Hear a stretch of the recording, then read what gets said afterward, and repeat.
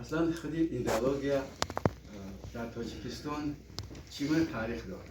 این خب برای بعضی ها روشن است، برای جوانشان در روشن نباشد. یک چیز را گفتنی هستم که بابا جان غفورов از همون لحظه ای که من در هنوز حالی به 18 ندارم بدم در فرودگاه مسکو پیشواز گرفتم دو یک گروه جوانان تاجیک را 60 نفر بودیم ما پیشواز گرفتند و خانه هاشان بردند و مهمانخانه بردند و بالا ضیافت دادند و نصیحت‌های زیاد کردند و در همونجا با پس از آن که از همین مهمانخانه همه را گذاشتند و مهمانخانه به خانه خودشون نزدیک بود و گفتند که من که هیچ تجربه نداشتم گرچه دیگران پس از خدمت حربی آمده بودن گفتن که من تا خانه‌ام بسیار اون در راه این دور نبود نه تقریبا همینجا تا سفارت هندوستان و ما در اینجا در نزد خیلی یوری دلگرو که نشسته در خرک بسیار نصیحت کرد و در مرکز همین نصیحت ها همین مصلحت ها هندشناسی بود. اونا گفتن که ما با امید آن که در تاجیکستان یونیورسیتی دوستی خلق ها شاید همین امارتی که حالا شما ببینید که وای شده است اینستیتوت اگراری شده است همه رو به همین خاطر ساخته بودن ولی با سببی که تاجیکستان آمادگی نداشته است که اینقدر شماره زیادی خارجیان را قبول کند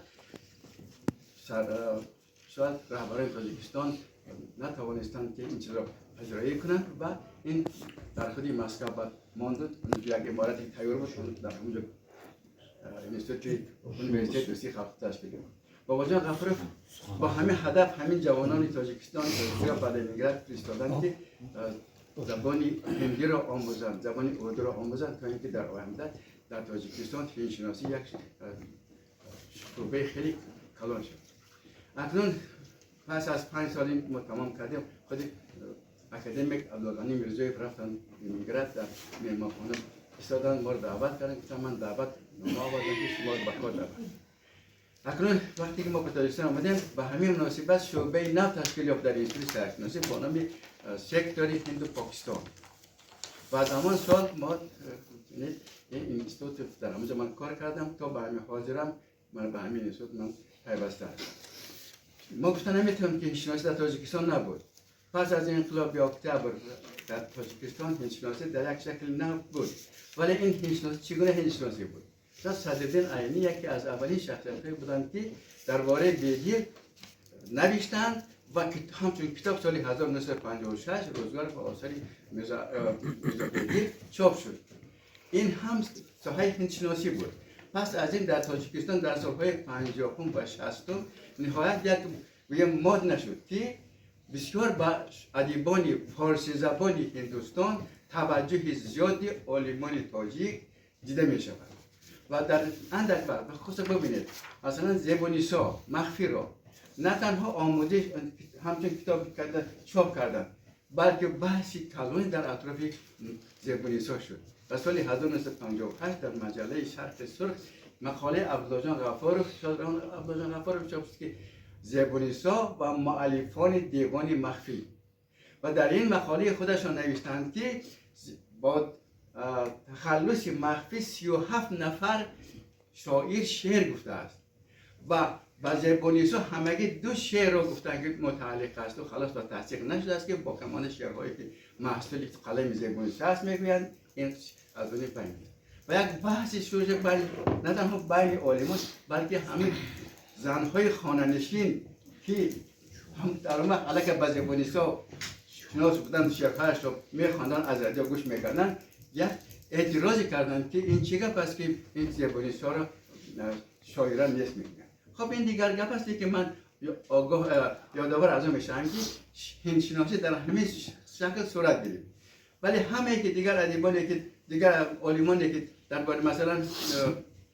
شادروان محمد وفا بقایف که در واقع خیلی کارهای زیاد کردن امیر خسروی دهلوی را در تاجیکستان زیادتر شناس کردن و دیگر عالمان ما تنها به همه شاعران فارسی زبان عبدالله جان غفورov شرف‌رضا پولاتوف اونها هم اقبال و همه پهلوی ایجادات محمد اقبال و میرزا اسدالله غالب را گرفتن که باید به زبانی یعنی فارسی تاجیکی نوشته شده است اکنون همین توقف شد و چون من به اسپرانتو رفتم مسکو، باز به همین استودی بوبنا غفورov باز همین مسئله پیدا شد که باید در تاجیکستان شرق شناسی و خصوصا هند شناسی باید یک وسعتی تیز را صاحب شود، چون که گفتن نزدیکترین دولت های ما که افغانستان است. افغانستان مثلا بابا جان غفور میگم افغانستان و ایران این همان مملکت هایی هست که ما این را در همین گویایی که یک پیوستگی داریم و ما اینقدر خوب با اینها شناس هستیم و اگر فرض کردیم که یک پهلوی آن را نداریم این برای ما نه تنها گناه است، عیب است که ما این را نمیدونیم.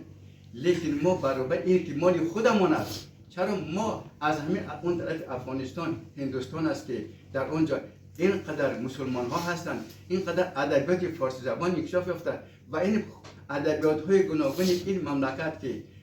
خیلی رواج یافته است، ما با اینها آشنا نشویم. و در دوام سالهای تحصیل در انستیتوت شهرشناسی من دیدم که بارها بابا جان غفورov در سمینارها و کنفرانسی هایی که مخصوص به هندوستان بخشش دادن خودشان رئیسی میکردن، خودشان سربری میکردن و خودشان بها داده جنبست میکردن، خصوصا به محمد اقبال و میرزا اسدالله غالی. در تاجیکستان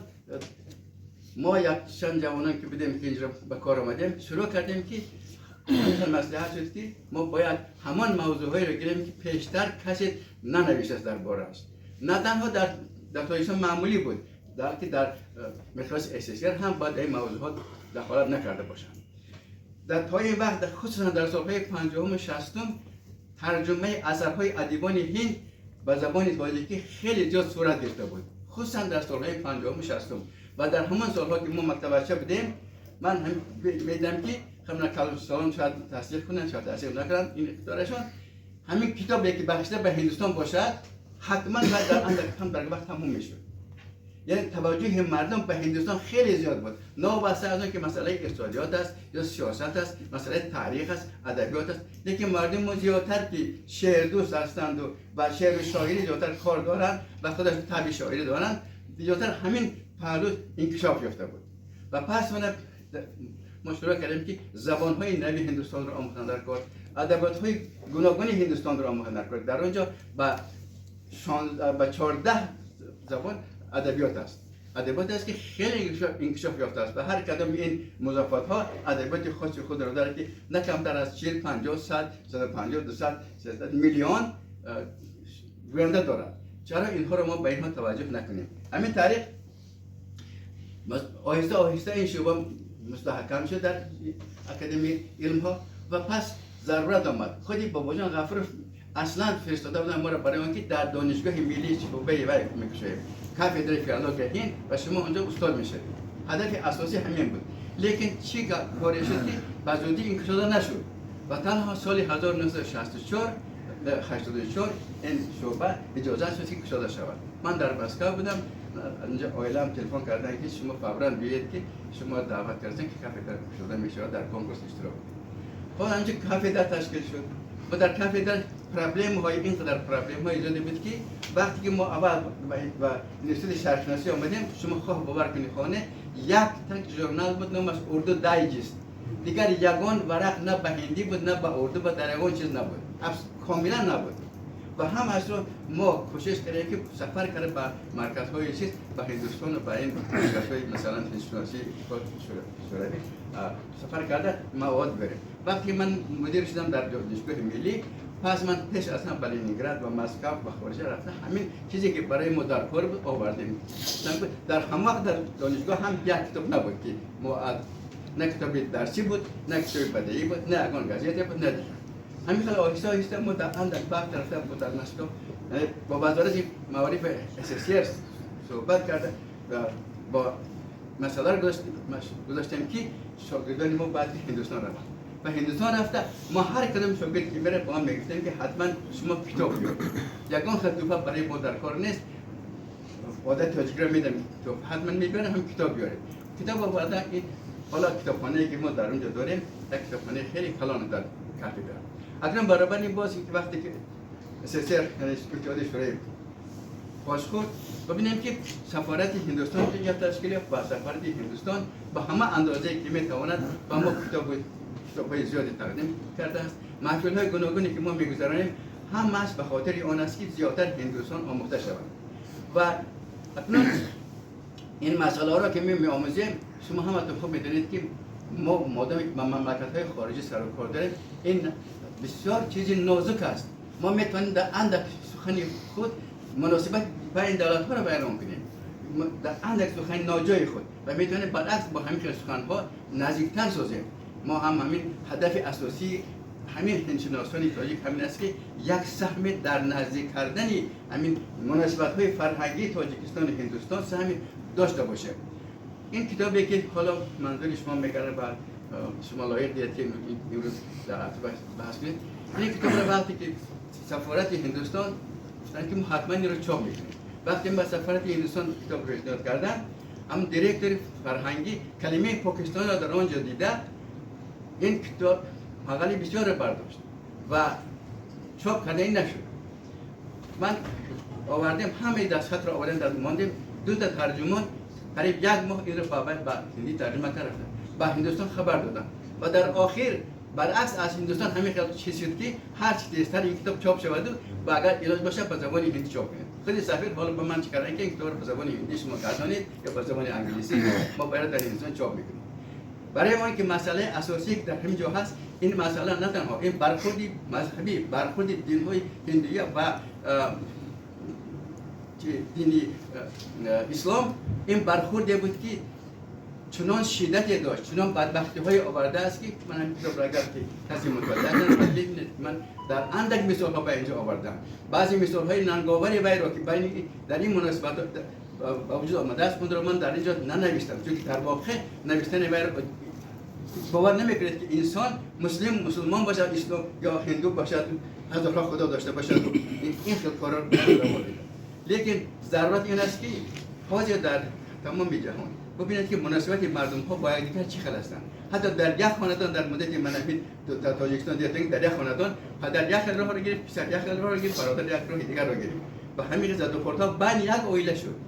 و چرا ما همین مسائل ها را نآموزیم و تاکید نکنیم که این با یک پارچگی ما با